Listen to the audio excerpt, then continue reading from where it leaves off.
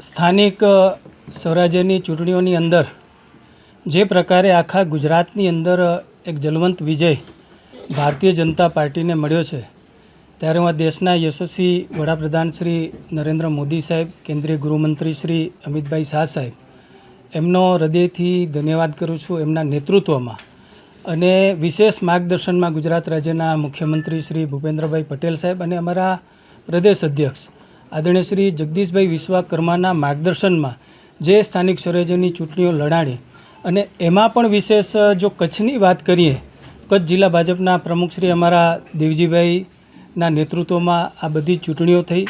પ્રદેશ મહામંત્રી અને ધારાસભ્ય શ્રી માંડવી આપણા આદરણીય શ્રી અનિરુદ્ધભાઈ, અમારા અન્ય 5 ધારાસભ્યશ્રીઓ, અમારી પાર્ટીના 3 મહામંત્રીશ્રીઓ ભાઈ શ્રી ધવલભાઈ, ભીમજીભાઈ, હિતેશભાઈ, અને મેં કીધું એમ અમારી જે કાર્યકર્તાની ટીમ છે, અમારા આગેવાનો છે, સૌ સાથે મળી કરીને અમે કચ્છની અંદર જે આ ચૂંટણી લડ્યા હતા, એમાં પહેલી વખત કચ્છની અંદર એક ઐતિહાસિક વિજય પ્રાપ્ત થયો છે. જિલ્લા પંચાયત ભારતીય જનતા પાર્ટીની બની છે, ગાંધીધામ મહાનગર પણ ભારતીય જનતા પાર્ટીની બની છે, નવો તાલુકા પંચાયતમાં પણ ભારતીય જનતા પાર્ટીનો વિજય થયો છે, 5 નગરપાલિકાઓની અંદર પણ ભારતીય જનતા પાર્ટીનો વિજય થયો છે. આ સાચા અર્થની અંદર કચ્છની જનતાનો પ્રેમ છે, કચ્છના મતદારોનો પ્રેમ છે.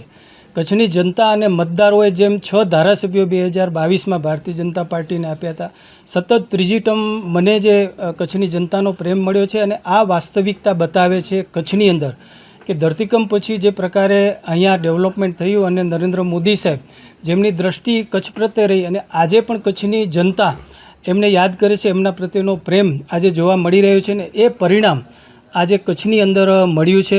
જેમ અનિરુદ્ધભાઈ અને અમારા દેવજીભાઈ સાહેબે જે વાત કરી કે અબડાસા અને નલિયા, અબડાસા અને લખપત, આ બંને તાલુકા પંચાયતો અમારી પાસે નહોતી. આ વખતે બંને તાલુકા પંચાયતો પણ અમારી બની. એ ઉપરાંત દિનારા, પાણંદ્રો, ભીમાસર, આ બધી સીટો 15-20 વર્ષ પછી ભારતીય જનતા પાર્ટી ત્યાં જીતી છે.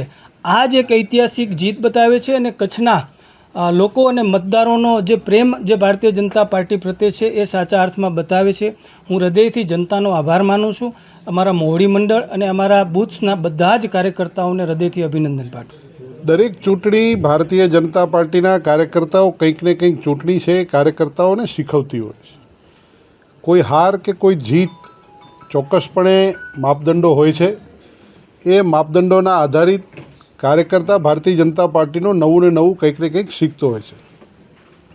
ક્યાંક પુષ્કળ સમર્થન, એટલે કે માંડવી નગરપાલિકાની અંદર ક્લીન સ્વીપ, માંડવી નગર એ કોંગ્રેસ મુક્ત બન્યું છે. તો ક્યાંક સીટ 1-2 ઓછી થઈ હશે. મુંદ્રાની અંદર અગાઉ 20 સીટો હતી, આ વખતે 19 સીટો થઈ છે, 1 સીટ ઓછી થઈ છે. તો એ સંદર્ભમાં મૂલ્યાંકન દૃષ્ટિથી કરશું કે ક્યાં ચૂક રહી ગઈ, કયા કારણોસર ચૂક થઈ છે. ક્યાંક ઘણી વખત ગણતરીના કારણોમાં જે સમીકરણ ગણતરીનું હોય છે આરક્ષણના સંદર્ભમાં, તો એ પણ અંદર ક્યાંક ને ક્યાંક એના જે નિયમો છે એ પૈકી પણ થતું હોય છે. એટલે હાર એ ભારતીય જનતા પાર્ટીની છે જ નહીં. હું આપની વચ્ચે કહેવા માગું છું કે સમગ્ર કચ્છ જિલ્લાની અંદર ભારતીય જનતા પાર્ટીનો ભગવો નારાયણ સરોવરથી આડેસર સુધી લહેરાયો છે. અગાઉની તાલુકા પંચાયતો લખપત અને અબડાસા નથી, એ ભારતીય જનતા પાર્ટીની બની છે. સમગ્ર જિલ્લા પંચાયત પણ ભારતીય જનતા પાર્ટીની બની છે. અને ભારતીય જનતા પાર્ટીના કાર્યકર્તાઓ યશસ્વી અને તપસ્વી પ્રધાનમંત્રી મોદી સાહેબના નેતૃત્વમાં અને ગુજરાતના મૃદુ અને મક્કમ મુખ્યમંત્રી ભૂપેન્દ્રભાઈ પટેલ સાહેબની નેતૃત્વની ગુજરાતની ડબલ એન્જિનની સરકારમાં વિકાસના કાર્યોને નીચે સુધી પહોંચાડ્યા છે. એટલે જ પ્રજાએ મત આપે છે. દરેક ચૂંટણી છે એ કંઈક ને કંઈક માપદંડો લઈને આવતી હોય છે. એ માપદંડોની અંદર વિકાસના ભાથાને, વિકાસની તૈયારીઓને, વિકાસના કામને જનસમર્થન લોકોએ આપ્યું છે. એવું કશું હોતું નથી. સંપૂર્ણપણે ભારતીય જનતા પાર્ટીનો કાર્યકર્તા પેનલ ટુ પેનલ જ વોટિંગ કરવા માટેની વાત કરતો હોય છે. અને પેનલની અંદર 4 મત આપવાના હોતા હોય છે, અને નીચે રજિસ્ટ્રેશન કરવાનું આવે છે. એ નગરપાલિકાની એક પદ્ધતિ હોય છે. એટલે ક્યાંય પેનલ તૂટી હોય એવું હજી અમારા ધ્યાનમાં ક્યાંક આવ્યું હશે તો એ માત્ર મેં તમને જે કીધું આરક્ષણ, જે આરક્ષણનો જે વિષય છે એના સંદર્ભે ક્યાંક આગુ પાછું થયું હશે, બાકી ક્યાંય પેનલ તૂટી હોય અને ક્યાંય મુશ્કેલી થઈ હોય એવું ધ્યાનમાં નથી આવ્યું. તેમ છતાં પણ ધ્યાનમાં આવશે તો ચોક્કસ ધ્યાનમાં લઈશું. ભારતીય જનતા પાર્ટીના સૌ કાર્યકર્તાઓ ખભે ખભા મિલાવી અને ભારતીય જનતા પાર્ટીને જીતાડવા માટેના તનતોડ પ્રયત્નો કરતા હોય છે.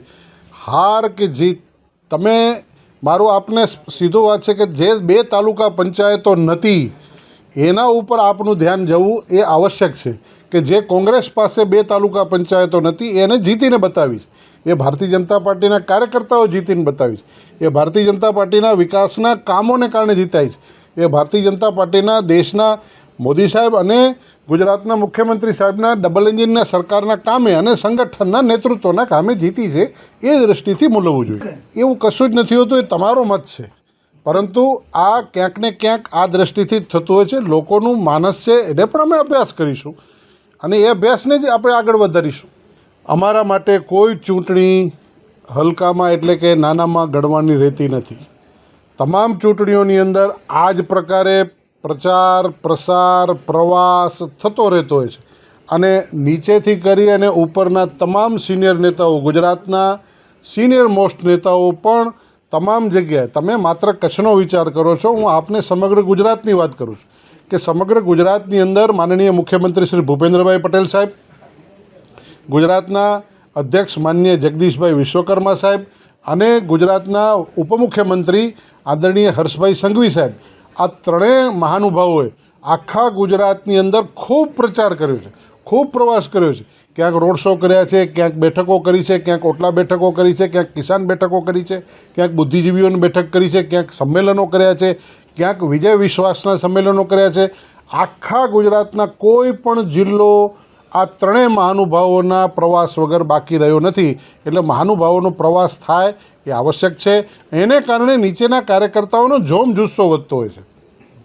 મહાનુભાવો પ્રચાર અર્થે નીકળે એટલે નાનો કાર્યકર્તા, તાલુકાનો કાર્યકર્તા, જિલ્લાનો કાર્યકર્તા એક જોમ અને જોશથી કાર્ય કરતો હોય છે, એવું આ થતું હોય. એવું કશું હોતું નથી. દરેક વખતે ચૂંટણીની પેટર્ન અલગ અલગ રહેતી હોય છે. દરેક વખતે ચૂંટણીનું મૂલ્યાંકન પણ અલગ અલગ હોતું હોય છે. એટલે આજે તો જીતનો વિશ્વાસ અને જીતનો વિજય આપના માધ્યમથી સમગ્ર સ્થાનિક લોકોને અભિનંદન આપવાનો છે, કાર્યકર્તાઓને પ્રોત્સાહિત કરવાનો છે, નેતાગીરીનો આભાર માનવા માટેનો છે. બાકી આ બધા જે પ્રશ્નો છે આપના, એ અત્યારે સ્થાનિક ઉદ્ભવેલા છે, એવું કશું હોતું નથી અને એ પ્રચાર પ્રસારની પદ્ધતિ અલગ અલગ દર વખતે હોતી હોય છે. સ્થાનિક સ્વરાજની ચૂંટણીના પરિણામો આવ્યા છે તે સર્વત્ર કચ્છ જિલ્લામાં ભારતીય જનતા પાર્ટીનો ભગવો લહેરાયો છે. સમગ્ર કચ્છમાં અત્યાર સુધી જે કંઈ વર્ષો પહેલાંની વાત કરીએ તો અમે એવી કેટલી જિલ્લા પંચાયતો છે જે 30 વર્ષ થયા, 35 વર્ષ થયા જીત્યા ને તે જીત્યા છીએ. અને જે પ્રકારે અમારે મહાનગરપાલિકા, જિલ્લા પંચાયત, 5 નગરપાલિકાઓ, 9 તાલુકા પંચાયતો બધામાં સાર્વત્રિક રીતે ભારતીય જનતા પાર્ટીની બોડી બનવાની છે. ત્યારે હું સમગ્ર જનતા જનાર્દનનો અત્રેથી આભાર માનું છું. દેશના યશસ્વી વડાપ્રધાન નરેન્દ્રભાઈના નેતૃત્વમાં જ્યારે અત્યારે વિકાસની રાજનીતિ લઈને જ્યારે આ ચુનાવ થયા છે, ત્યારે ગુજરાતમાં ભૂપેન્દ્રભાઈની સરકારે જે પ્રકારની વિકાસની રાજનીતિ કરી છે એને કારણે આજે સર્વત્ર બધી જ જગ્યાએ એ ભારતીય જનતા પાર્ટીનું, હવે હું ચોક્કસ કહી શકું કે કચ્છમાં એ અમારા સાંસદ હોય, 6 ધારાસભ્ય હોય, મહાનગરપાલિકા, જિલ્લા પંચાયત, બધી જ નગરપાલિકાઓ, બધી જ તાલુકા પંચાયતો એ ભારતીય જનતા પાર્ટીએ હસ્તગત કરી છે. મિત્રો, ગત ચૂંટણીમાં જે 2 તાલુકા પંચાયતો અમે અબડાસા અને લખપત એ નહોતા જીતી શક્યા, આ વખતે અમે બંને લખપત ને અબડાસા તાલુકા પંચાયતો પણ જીતી છે. એટલે કુલ મળીને સાર્વત્રિક એ અમારો ભારતીય જનતા પાર્ટીનો વિજય થયો છે. ભુજને લાગે વળગે ત્યાં સુધી ભારતીય જનતા પાર્ટીનું સમગ્ર સંગઠન પણ ઈચ્છે છે કે એ મહાનગરપાલિકામાં જાય. એટલા માટે સમગ્ર અમારી ટીમ, સાંસદ, અમારા સ્થાનિક ધારાસભ્યશ્રી સૌએ અમે ઉપર સુધી રજૂઆત કરી છે અને અમને ભરોસો છે કે સરકાર એની પ્રક્રિયાઓ બધી પૂરી થશે પછી મને એવું લાગે છે કે એ દિશામાં વિચારશે, એવું અમને લાગે છે. એ સ્વાભાવિક જ છે. એ ક્યાંક ને ક્યાંક અમને વધુ મળી છે, ક્યાંક જનસમર્થન ઓછું, એટલે મોટાભાગે જનસમર્થન સમગ્ર જિલ્લામાં મળ્યું હોય. સ્થાનિકે ક્યાંક ઓછી 1-2 સીટો વધી હોય ઘટી હોય એ સ્વાભાવિક જ છે. ચૂંટણીમાં આવું થતું હોય છે. અમારો વર્ષોનો અનુભવ છે કે ચૂંટણીમાં ઉતાર ચઢાવ ક્યાંક ને ક્યાંક હોય. ક્યારે એક નગરપાલિકામાં ગયા વખતે અમે અંજારમાં બધી સીટો 35-36માંથી આવતી ઓછી આવી તો માંડવીમાં આવી છે. સ્વાભાવિક જ ક્યાંક ને ક્યાંક કામગીરીનું અમે મૂલ્યાંકન કરશું કે અમારી ચૂક થઈ જશે જે નગરસેવકોની, એનું પણ અમે ધ્યાન રાખી અને આગામી સમયમાં આ ચૂક ના થાય એના માટે પ્રયત્ન કરશું. લોકશાહીમાં કોઈ પણ એ પાર્ટી ઊભી શકે, જીતી શકે. જનતા જનાર્દનનો એ ફેસલો છે, અમે એને સંપૂર્ણ સ્વીકારીએ છીએ. કોઈ પણ પાર્ટી જીતી શકે.